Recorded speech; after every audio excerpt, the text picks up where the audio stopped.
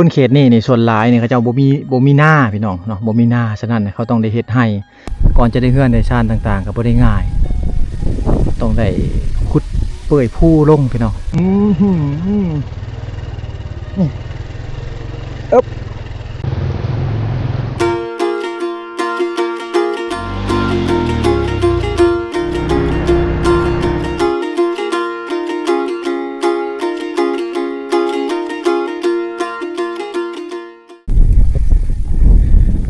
เขาจะสั่งเฮือนตามคุณเขาแบบสี่พี่น้องเขาจะสั่งเฮือนตามคุณเขาแบบสี่ไปนะอยู่ใกล้ๆกันก็จะเป็นพ่อเป็นแม่อันนี้อาจจะเป็นเฮือนลูกที่ว่าสั่งขึ้นมาใหม่ผู้ใดที่ว่าแต่งงานพี่น้องสั่งครอบครัวใหม่ก็จะมาอยู่ใกล้พ่อใกล้แม่แบบนี้ผู้เป็นผู้ชายจะเอาเมียมาอยู่ใกล้พ่อและเกณฑ์เฮือนหลังใหม่ขึ้นมาอันนี้คือเฮือนทรงเก่าทรงเดิมผู้ที่ว่าสั่งครอบครัวใหม่ก็สิเริ่มต้นชีวิตใหม่พี่น้องพ่อแม่นี่อาจจะซอยเรือยังบ่ได้ซอยเฮ็ดเฮือนเฮ็ดซ่านนี่พอซอยได้อยู่เงินค่ำลูกต้องหาเองแล้วบัดนี้เลี้ยงลูกเลี้ยงเมียเฮ็ดไร่เฮ็ดสวนไปรับจ้างต่างๆพี่น้องก็ต้องเป็นหน้าที่ผู้เป็นลูกนะต้องได้เฮ็ดเองหาเองบัดนี้พี่น้องเนาะนี่แหละอันนี้คือบริเวณที่ว่าเพิ่นสร้างเฮือนสร้างซ่านพี่น้องเฮือนซ่านมันก็วิวลักล้านพี่น้องบรรยากาศเฮือนซ่านนี่ก็อยู่ท่ามกลางภูเขาที่จะเข้าไปเวียดนามนะบรรยากาศดีขนาดใดพี่น้องเนาะบรรยากาศดีขนาดเลยพูนและเส้นทางที่เขาจะเข้าไปเวียดนามก็เป็นเส้นทางพุ่นพี่น้อง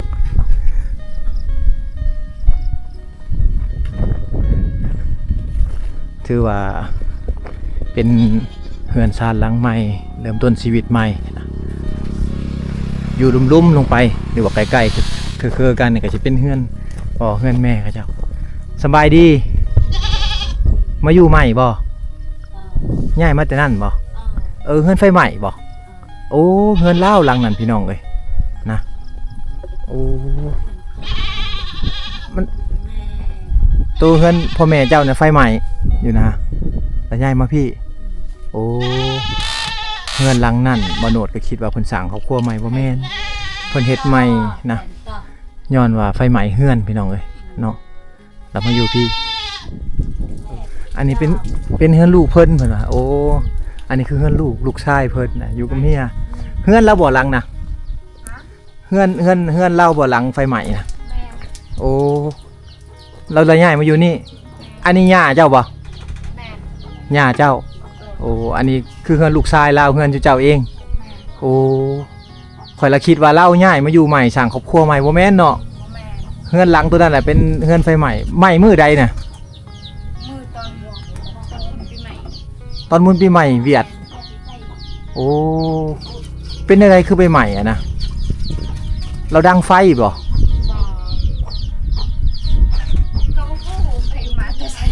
บ่ฮู้โอ้บ่ฮู้พี่น้องเพราะว่ามันใหม่เองนะเฮือนหลังนั่นนะอันนี้คือเฮือนลูกชายเพิ่นเฮือนลูกไผ่เพิ่นจะอยู่แบบซี่มาบัดแล้วแหละเพิ่นก็ย้ายมาอยู่ใกล้ๆลูกเพิ่นเดี๋ยวบ่โหนดจะพาพ่อแม่พี่น้องมาเบิ่งเฮือนเพิ่นเนาะ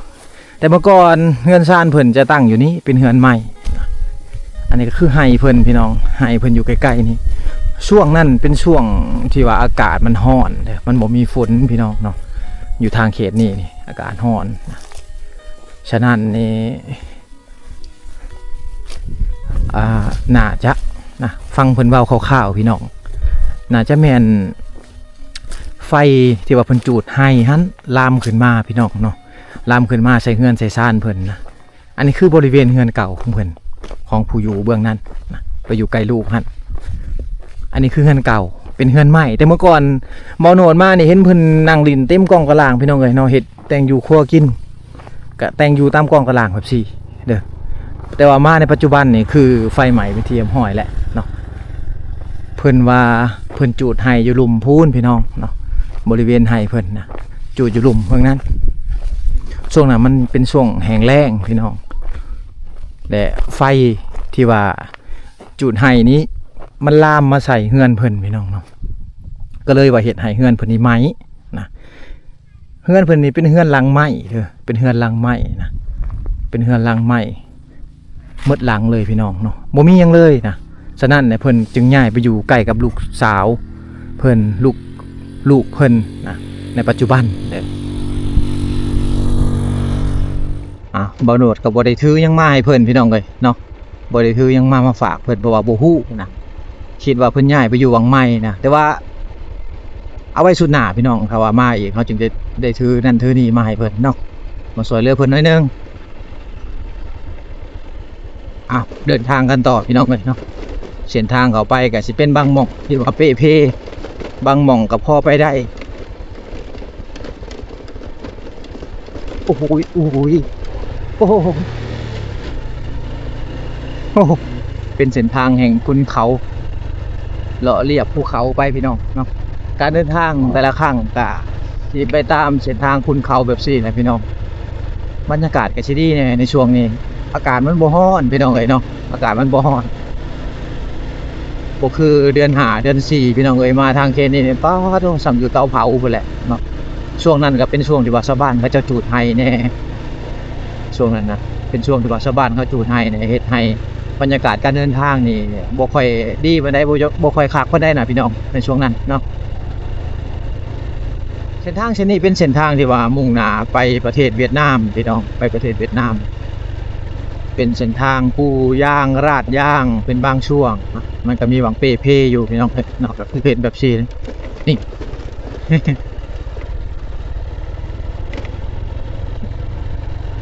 ก่อนจะได้ถนนหนทางแบบนี้ก็บ่ได้ง่ายนะผู้คนอยู่ทางเขตนี้นี่ถ้าว่าช่วงฤดูฝน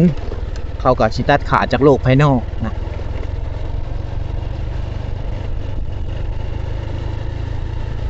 ว้ายตัววิวบ้างามๆพี่น้องเนาะเดี๋ยวคือทางภาคเหนือของลาวเฮาเดี๋ยวคือทางภาคเหนือของลาวเฮาพี่น้องเลยบรรยากาศในช่วงฤดูนี้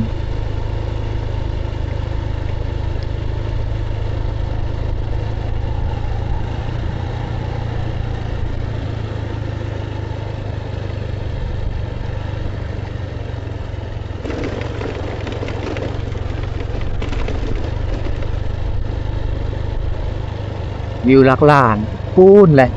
เส้นทางเฮาสิเมื่อหรือว่าเส้นทางที่เขาไปเวียดนามกันแนมไปก็สิเห็นตามหัวภูพี่น้องแนมเมืองใกล้ๆก็สิเห็นแหละเป็นเส้นทางแดงตามหัวภูล่องภูไปหมู่บ้านข้างหน้านี่คือหมู่บ้านพินเซ่พี่น้องเป็นหมู่บ้านที่ว่าเพิ่นตั้งเลาะเรียบตามคุณเขาแบบสีไปนะนี่อันนี้คือหมู่บ้านพินเซ่ก่อนจะได้เฮือนซ่านหลังหนึ่งมาก็บ่ได้ง่ายนะต้องได้ตั้งเฮือนตั้งซ่านตามสันภูตามตีนภูยามช่วงฤดูฝนนี่บ่โนคิดว่าน้ำน่าจะท่วมพี่น้องเอ้ยเนาะน้ำน่าจะท่วม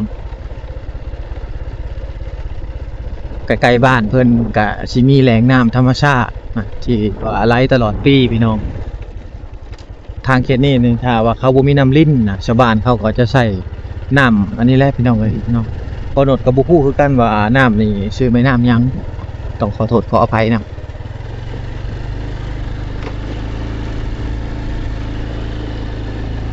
ตัวเขากำลังใหญ่เลยในช่วงนี้นี่อันนี้คือไห่อันนี้คือไห่ของชาวบ้านเขาเจ้าพี่น้องป้าตัวเขากำลังใหญ่คนเขตนี่ในส่วนหลายเนี่ยเขาเจ้าบ่มีหน้าพี่น้องเนาะบ่มีหน้าฉะนั้นเขาต้องได้เฮ็ดไห่เฮามาในช่วงเดือน4เดือน5พี่น้องเขาจะจุไห่นี่แหละบรรยากาศมันก็บ่ค่อยดีปานใดช่วงนั้นอากาศมันจะร้อนพี่น้องเขาจะปลูกเขาครึ่งนึงนะปลูกมันครึ่งนึงพี่น้องเนาะตามบริเวณหัวภูแบบนี้ชาวบ้านเขาเจ้าบ่ได้ปลูกเขาทั้งหมดเลยนะแล้วก็ปลูกยางบงไปพร้อมพี่น้องเนาะอันนี้คือวิถีชีวิตไทยบ้านเขาเจ้าในเขตภูดอยในเขตชนบทลาวเฮานี่คือเส้นทางที่เฮาเดินทางเข้ามาพี่น้องเนาะลุ่มๆลงไปน่ะก็จะเป็นบ้านพินเซ่พี่น้องเนาะเป็นบ้านพินเซ่เป็นบ้านที่บ่ใหญ่เลยพี่น้องบ้านพินเซ่เนาะบ้านพินเซ่ตัวนี้นี่จะเป็นบ้านพินเซ่ตัวใหม่เด้อพี่น้องเนาะบ้านพินเซ่ที่ว่าเพิ่นมาตั้งใหม่เพิ่นออกมาตั้งตามอันนั้นพี่น้องเนาะตามแคมทางใหญ่นะแต่ว่าบ้านเก่าเพิ่นแท้ๆก็อยู่ในพุ่นแหละพี่น้องเนาะบ้านเก่าเพิ่นแท้ๆ สบายดีมาได้ใช่นี่ ไปให้มักนัด อยู่พุ่นบ่ แม่น อยู่บ้านพินเซเก่านะ แม่น โอ้ลงไปกับลูกนี่โอ้ยังลงได้อยู่บ่ช่วงนี้ ได้ คือว่าฝนตกแล้วลงยาก เพราะว่าแดดมื้อนี้มื้อวานนี่ก็ โอ้ฝนตกจักมื้อแล้วอยู่พี่ โอ้ฮากะ2-3มื้อวานนี้มื้อซื่นนี่แหละ เออ ที่เช้าฝนตกอะนะ หาเช้าฝนตก แต่แล้วตกมาหลายมื้อเติบเนาะ แม่นประมาณ2อาทิตย์แหละตก บ่เติมเพิ่นมากับลูกชายเพิ่นมาแต่บ้านพินเซเก่าพี่น้องนะไปเบิ่งไห้มักนัดเพิ่นว่าได้เฮ็ดหลายอย่างเนาะเจ้ากันเนาะโอ้เฮ็ด YouTube นำ มันไปให้มักนัด เอามักนัดไปให้เขา เอ เออ โอ้ภาษา บ่แม่นไปให้มักนัดเอามักนัดไปให้เขาเจ้านะ ตามแบบว่าเฮ็ดตามพิธีเด้ ตามฮีตตามคลอง แม่น เออ แต่ว่าถ้ามีสิ่งของกะไปพักไปต้อนแบบนี้ ไปลินแล้วก็ถือไปนำให้เขาเจ้าพร้อมนะเพิ่นนี่เฮ็ดหลายอย่างเฮ็ดหยังแหน่เดี๋ยวนี้นะเวียกหลัก เวียกหลักบ่ ๆ ก็เป้าหมายก็คือYouTube กับแปลงรถ แล้วก็เฮ็ดให้ไปนำอีก แม่นให้ใครไปนำแต่ว่าไปให้นี่ปะให้เมีย ไปให้มีเฮ็ดก่อน ราเป็นผู้อยู่เบื้องหลัง เออเอาผู้เดียวเฮ็ดเวียกหลายอย่างพี่น้องใจแท้นะเพิ่นจะแยกล่างพุ่นแหละ เฮ็ดให้ซอยเมียแน่เฮ็ด YouTube แน่นะอยากอันแปลงรถแน่ลูกค้าหลายอยู่บ่แปลงรถ บ่ได้เดี๋ยวนี้หั่นเฮาบ่ได้เปิดแบบว่าเป็นทางการ โอ้ มีแต่ถ้าผู้ใดหั่นอยากแปลงก็แปลงถ้าบอกก็บ่ เอ ได้ อ แต่ว่าเฮ็ดคลิปนะ ตอนนี้ก็เล็งเฮ็ดคลิปก่อนเนาะเพราะว่าช่องเพิ่นกำลังอันนั้นช่องเพิ่นกำลังผ่านพี่น้องนะผ่านและมีแต่ถ่าพินเนาะ แม่น ถ่ายได้พินเนาะเอ้าเข้าไปติดตามเพิ่นได้เด้อพี่น้องอันยังก็ซื้อช่องเจ้า เบาเติมคนดอย เบาเติมคนดอยภาษาไทยเนาะ แม่น โอ้เกี่ยวกับยัง คลิปนะ เกี่ยวกับวิถีชีวิตชาวบ้านและเข้าป่านำ เข้าป่านำหาอยู่หากินเนาะ แม่นหา เออ กิน เอ้า และชีวิตครอบครัว ในชีวิตครอบครัวฝากติดตามเพิ่นแหน่พี่น้องเอ้ยเบาเติมคนดอย แม่น โอ้สิไปอาบน้ำบ่โฮมเด้อเนาะโฮมเด้ออยู่ไสเอาอยู่ไหนพุไกลจากบ้านขนาดเนาะไกลเยอะเอ้ยมาพี่ไกลอดีพี่น้องวังเพิ่นอาบน้ำคือเครื่องมาซักพร้อมบ่ซักเครื่องน้ำ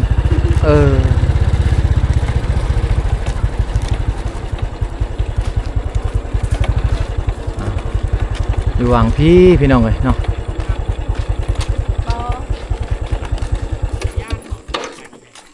เข้าไปในพุ่น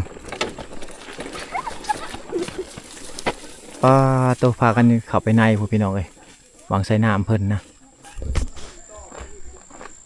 สถานที่น้องๆเขาเจ้ามาใส่น้ำมาอาบน้ำพี่น้องเนาะผู้และอยู่เทิงพูนพี่น้องเนาะวางเขาใส่น้ำกันน่าจะเป็นตาน้ำหรือว่าเป็นแอ่งน้ำน้อยๆอยู่ข้างเทิงพี่น้องเนาะอาจจะเป็นแบบนี้นะอาจจะเป็นแบบนี้พี่น้องเอ้ยวางเขาเจ้าใส่น้ำแต่ว่าอยู่นี่มันเปื้อนแน่เลยเขาเจ้าจะบดใส่อยู่นี่เขาเลยไปใส่อยู่เทิงพูนพี่น้องเลยอันนี้คือวางน้ำไหลลงมาแต่ภูแต่ผานะน้ำมันแห้งก็เลยว่าเขาเจ้าต้องได้ไปอาบอยู่เทิงปกติตามเส้นทางที่เขาเข้าไปหมู่บ้านเขาเจ้าก็สิมีแหล่งน้ำธรรมชาติแต่พี่น้องเอ้ยเนาะแหล่งน้ำธรรมชาตินี่จุดนี้นี่เป็นจุดที่ว่ายากที่สุดเลยพี่น้องเพราะว่าในช่วงฤดูฝนหรือว่าฝนตกแห้งๆน้ำมันจะไหลมาแต่เทิงภูพูนไหลลงมาแล้วมันจะมาไหลใส่บนถนนหนทางเหตุให้ถนนหนทางนี่มุนแล้วก็เป้เพ่พี่น้องเวลาเขาขับรถไปนี่โอ้ยได้บืนขี้ต้มไปแหละในจุดนี้ได้ก็คือว่าไกลเตอะประมาณ200เมตรพุ่นแหละถนนหนทางมันจะเป้เพ่นะแต่ช่วงฝนนี่เป็นคุมเป็นบ่อพี่น้องเนาะเขายากออกยากนะในช่วงฤดูฝนถ้าว่าฝนตกประมาณ3-4 มื้อนี่มุนหมดเลยถนนหนทางนี่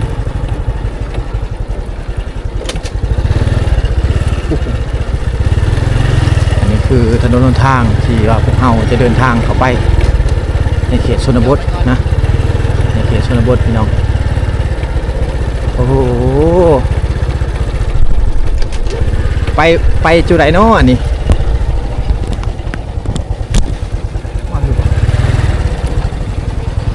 ไปบนโนดไปผิดทางเลยนี่ ออกคุณ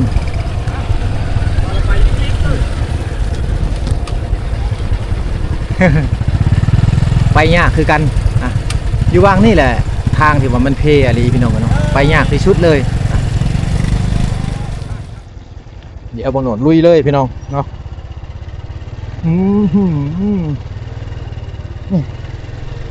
อึ๊บอึ๊บถ้า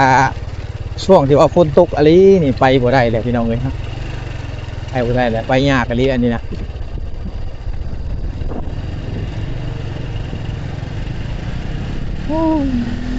รถกระเจ้าขี่ก็จะเป็นรถเวียดนามนะเป็นรถเวียดนามถ้าส่วนหลาย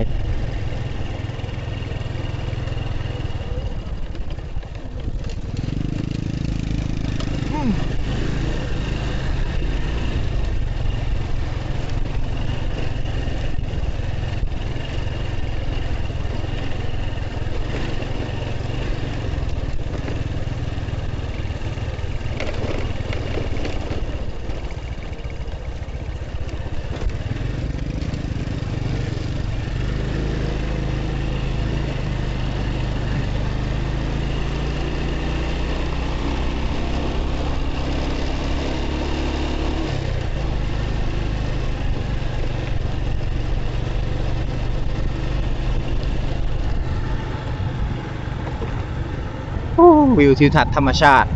บ้างามๆพี่น้องภูเขาในเขียวไปหมดเลยนะภูขังเทิงเนี่ยบโนดเคยขึ้นไปเท่าหนึ่งพี่น้อง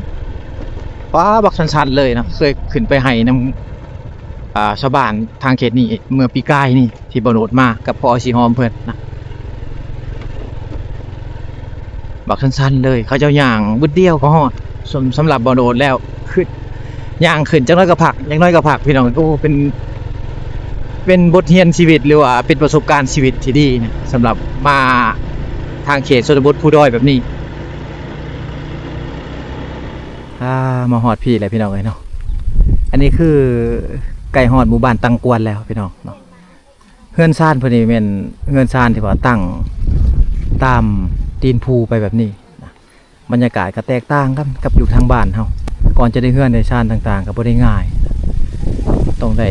ขุดเปื่อยผู้ลงพี่น้องขุดเปื่อยผู้ลงยอมหับแต่บรรยากาศเฮือนชานเพิ่นนี่คักพี่น้องเพราะว่าอยู่ท่ามกลางธรรมชาติไฟฟ้าเขาก็สิใช้แสงไฟโซลาร์เซลล์พี่น้องเนาะอันนี้จะเป็นเฮือนคนคือกันเด้อเห็นแบบนี้ผู้ที่ว่าสร้างครอบครัวใหม่นะบ่มีเงินบ่มีค่ำไปหาเงินมาได้เขาจึงเห็นให้ลังใหม่นี่เขาอยู่ไปก่อนพี่น้องส่วนหลายคนเขตนี่เขาไปหับจ้างอยู่ทางเวียดนามเฮือนเพิ่นนี่เอาหินเนี่ยค้ำเสาไว้เนาะเอาหินค้ำเสาไว้เลยพี่น้องนี่ 3-4 สั้นนะทางนี้เขาเจ้าจะบ่ได้อันนั้นทางนี้เขาจะบ่ได้ฝังเสาพี่น้องเนาะใส่ดินต่างๆนะเขาจะเอาหินเป็นที่ห้องตีนเสาไว้บ่ให้ปวกกินพี่น้องได้น้ำเที่ยงหรือว่าได้ระดับแล้วก็ห้องตีนเสาสบายดี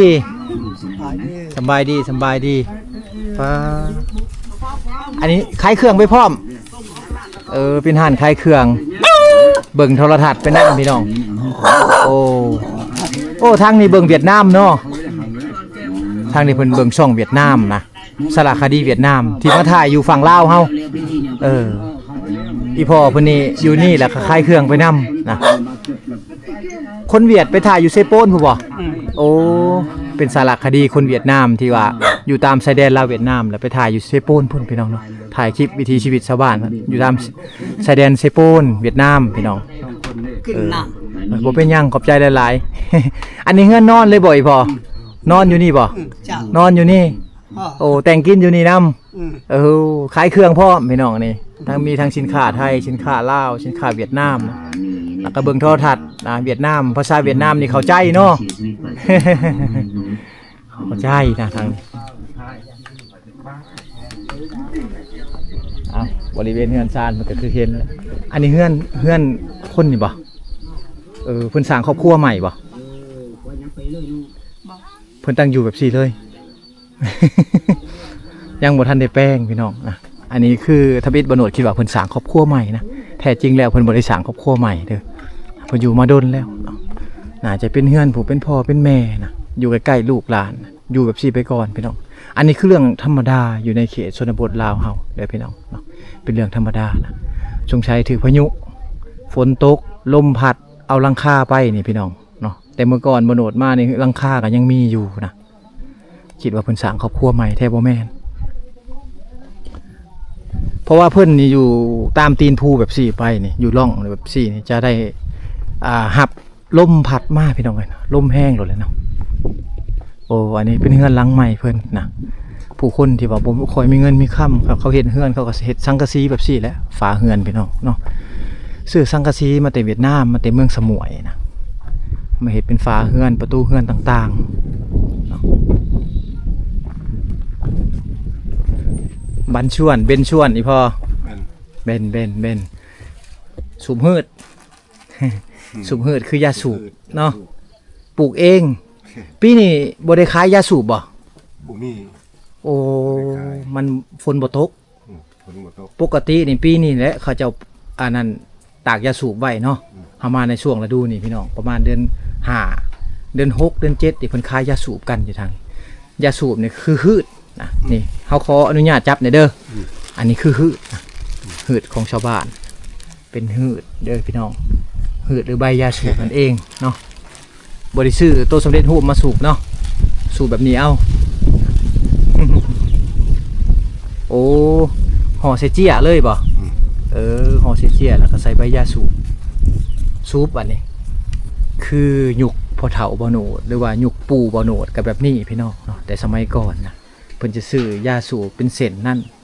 ซื้อมาแล้วเพิ่นก็ห่อเซเจียพี่น้องห่อเซเจียแล้วก็สูบอันนี้คือยาสูบพื้นบ้านของชาวบ้านเขาเจ้าเด้อห้ำแล้วก็สูบเลยสบายดีแต่งงานแล้วมาอยู่พี่เอาผัวแล้วน้องสาวเพิ่นอยู่บ้านตังกวนนั่นแหละพี่น้องเนาะอยู่เฮือนสูงๆกันเนาะแต่งงานแล้วก็มาอยู่กับผัวแต่งงานใหม่ใส่เฮือนเจ้าหลังใดล่ะหลังเขียวเขาบ่โอ้หลังพุ่นอยู่กับผัวเจ้าก็อยู่นั่นเลยแม่ผัวก็อยู่นั่นโอ้เฮือนเพิ่นอยู่พุ่นพี่น้องนะหลังสุดๆพุ่นเพิ่นแต่งงานใหม่แล้วเมื่อก่อนนี่บ่โนดเห็นเพิ่นอยู่บ้านตังกวนนะบ้านตัวอยู่โน่นสูงๆนั่นแหละพี่น้องเนาะมีเฮือนเห็ดหีดนั่นมีโรงเรียนนั่นแหละเฮือนเพิ่นอยู่นั่นแต่ก่อนเพิ่นมี3-4ไอ้น้องเพิ่นเนี่ยเป็นน้องคนกลางนะเอาผัวก่อนเอื้อยนี่ยังโสดอยู่น้องนี่ได้ผัวก่อนแล้วย้ายมาอยู่พี่ก็อยู่บ้านเดียวกันนี่แหละพี่น้องบ้านตังกวนคือกันแหละเนาะเพราะว่าหมู่บ้านทางเขตนี้นี่เขาเจ้าส่วนหลายเขาเจ้าตั้งถิ่นฐานตั้งเฮือนตั้งซ่านตามตีนภูแบบสีไปเขาบ่มีธงเพียงคือบ้านเฮาดินแถวเขตนี่จะเป็นดินที่ว่าชาวบ้านเขาจับจองเฮ็ดไร่เฮ็ดสวนแล้วก็เฮ็ดเฮือนจะบ่แม่นดินที่มีใบตาดินเด้อพี่น้องทางเขตนี้น้องสาวเพิ่นก็เกี่ยวหญ้าเอาไปให้หยังหลังคาบ่โอ้ไปเฮ็ดหลังคาน้องสาวเพิ่นเอาไปเฮ็ดหลังคานะอันนี้คือหญ้าค่าหญ้าแฝกพี่น้องส่วนหลายชาวบ้านเขาไปเฮ็ดหลังคาเฮือนหลังคาซ่านต่างๆในช่วงนี้แหละเขากำลังแปลงเฮือนแปลงซ่านนะในช่วงนี้เพราะว่าอันนั้นฝนมันจะตกดินเลยได้จนฮอดเดือน12บัดนี้ส่วนหลายกับชาวบ้านเขาจะแปลงเฮือนในช่วงนี้กันผัวเจ้าเด้ซะผัวเจ้าบ่ได้มาซอยบ่ผัวเจ้าไปใส่ อยู่เฮือนน่ะโอ้ผัวบ่ได้มาซอยเอาอันนี้คือวิถีชีวิตของคนในชนเผ่าเด้อพี่น้องเนาะอยู่เขตชนเผ่าลาวเวียดนามเฮานี่หรือว่าเขตชนบทนะทางสิโปนกับสิประมาณนี้แหละการเห็นเวียกของผู้หญิงยามแรงกับไปให้ไปสวนบางครอบครัวกับผัวไปซอยบางครอบครัวกับผัวบ่ได้ไปพี่น้องบางครอบครัวกับผัวกับไปรับจ้างเมียกับไปให้ไปสวนก็สิประมาณนี้พี่น้องเอ้ยนะนี่คือชีวิตตัวจริงของคนในชนเผ่าในเขตชายแดนลาวเวียดนามพี่น้องพี่น้องตอนนี้บ่าวโหนดกับพ่อชิฮอมกับมหอดบ้านทางกวนแล้วเนาะ เฮือนซานอยู่ดุมเนี่ยก็สิเป็นเฮือนซานของคนอยู่เขตบ้านตังกวนนะเขตนี้เขาเจ้าบ่มีธงเพียงพี่น้องเนาะฉะนั้นการเฮ็ดเฮือนเฮ็ดซานเขาก็สิเฮ็ดเฮือนตามตีนภูไปตามสันภูไปแบบสี่พี่น้องนะการเฮ็ดไร่เฮ็ดสวนคือกันนะการเลี้ยงสัตว์คือกันก็สิปล่อยปะไปตามตีนภูการเฮ็ดไร่เฮ็ดสวนก็สิปลูกตามตีนภูพี่น้องเอ้ยเนาะฉะนั้นในเดือน4เดือน5เฮาจะเห็นชาวบ้านเขาเจ้าจูดไร่ในช่วงนั้นบ่ว่ากันพี่น้องเนาะถ้าว่าเขาบ่เฮ็ดเขาก็บ่มีแนวอยู่แนวกินพี่น้องถ้าว่าผู้ใดที่ว่าบ่เฮ็ดไร่บ่ปลูกข้าวอยู่ทางนี้นี่แม่นจะบ่มีข้าวกินแหละต้องได้ไปหารับจ้างอยู่เวียดนามหรือว่าอยู่ตู้เมืองสมวยนะเพื่อว่าจะเอาเงินมาซื้อข้าวสู่ครอบครัวกินพี่น้องฉะนั้นเนี่ยจำเป็นต้องได้จูดไร่ทางป่าเฮ็ดไร่พี่น้องเนาะเพื่อว่าจะได้ปลูกข้าวปลูกมันปลูกเครื่องปลูกต่างๆเพื่อเอาจะเอาไปขายตามตัวเมืองพี่น้องเอาอันนี้ก็คือการเดินทางในมื้อนี้พี่น้องเนาะค่อยค่ำยามแรงมาแหละนี่ก็ประมาณ 17 นาฬิกาเฮาก็มาฮอดบ้านตังกวนไปเทียมห้อยแล้วเนาะค่ำแล้วพี่น้องมาฮอดนี่ก็ค่ำแล้วบรรยากาศก็สิเย็นๆแน่นะฝนก็หากะเช้าได้2มื้อพี่น้องเดินทางเข้ามาก็ลำบากเป็นบางหม่องก็สบายพี่น้องวิถีชีวิตของชาวบ้านเขาเจ้าตามถนนทางที่จะเข้าไปเวียดนามก็สิประมาณนี้พี่น้องเนาะบรรยากาศถนนทางก็เห็นแต่ภูเขานะทางเขตนี้บ่มีไฟฟ้าเด้อบ่มีไฟฟ้าบ่มีสัญญาณโทรศัพท์พี่น้องบ่มีน้ำประปามีแต่น้ำลิ้นที่ว่าชาวบ้านเขาเจ้าใส่กันนะเอาพี่น้องก่อนล่ำลาก็ต้องขอมกขอบใจเมื่อสุขุสุคนที่เข้ามาติดตามรับชมพี่น้องเลย